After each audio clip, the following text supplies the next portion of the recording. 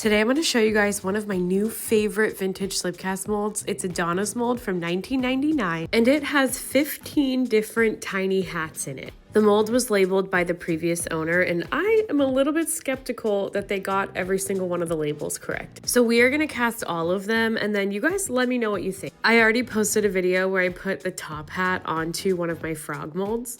And I have made a couple of other things too because I'm just really excited about these. Okay, the first one is the top hat. It was labeled top hat.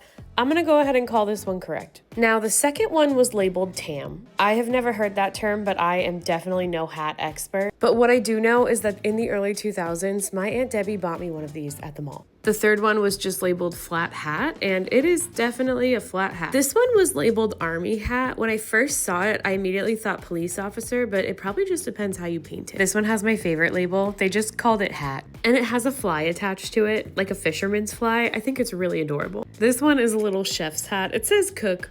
I don't know if those two words are different. The next one is a fireman's helmet. It was labeled fireman. I think that's correct, and I think it's really cute. Now, this one was labeled beanie, and I don't know. It's giving rain hat to me, but I would love to know what you guys think. I can't read the label on the next one. I know it starts with a B, but I think this is a hard hat. A very cute little hard hat. The next one is a nurse's hat, and I don't think nurses are wearing hats anymore. Correct me if I'm wrong, but this definitely looks like ones I've seen on TV. This next one was labeled hunting hat, and I do like its little earmuffs. This one might be my favorite. It's one of the two that they labeled derby. I feel like it needs flowers and then it's giving Mary Poppins, or maybe Jessica Day. We've actually been talking about these hats for a couple of days in my stories. This one was labeled baseball hat, but most people think it's a trucker hat, and I fully agree. The two hats with wider brims did not want to come out of the mold as easily. This one is a straw hat, and the last one was definitely the most controversial in my stories over the last couple of days. This was the second one that was labeled derby, and I did drop it and dent it, which is unfortunate.